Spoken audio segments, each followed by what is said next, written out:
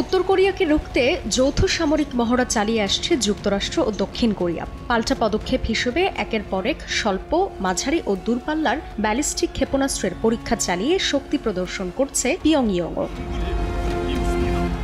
জাতিসংঘের নিষেধাজ্ঞাকে বুড়ো আঙুল দেখিয়ে মঙ্গলবার আবারও ভারী পরমাণু ওয়ারহেড বহনে সক্ষম ক্ষেপণাস্ত্রের পরীক্ষা চালিয়েছে উত্তর কোরিয়া। দেশটির দাবি 4.5 টন ওজনের একটি বিশাল ওয়ারহেড সম্পন্ন ক্ষেপণাস্ত্রের পরীক্ষা চালানো হয়। নাম হাওয়াসংফো 11।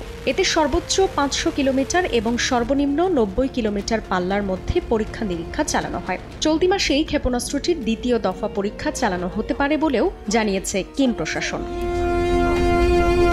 এর মধ্যেই কোরীয় স্থল সীমান্তে গেল 6 বছরের মধ্যে সবচেয়ে বড় সামরিক মহড়া চালিয়েছে দক্ষিণ কোরিয়া। অত্যাধুনিক রকেট, আর্টিলারি, কামান, গোলাবর্ষণ সহ আত্মরক্ষায় সব ধরনের কৌশলগত পরীক্ষা চালায় দেশটির সেনারা। এখন জন্ম সনদ দিয়ে খোলো বিকাশ স্টুডেন্ট অ্যাকাউন্ট।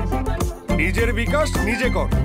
কোরীয় উপত্যকায় নিয়মিত যুক্তরাষ্ট্র ও জাপানের সঙ্গে দক্ষিণ কোরিয়া যৌথ সামরিক মহড়া চালাচ্ছে। অবশ্যই একে উস্কানি হিসেবে দেখছে উত্তর কোরিয়া। এ অবস্থায় ওয়াশিংটন, সিউল এবং পিয়ংইয়ং এর পাল্টাপাল্টি পদক্ষেপের জেরে কোরীয় উপদ্বীপ অস্থিতিশীল হওয়ার শঙ্কা করছেন বিশ্লেষকরা।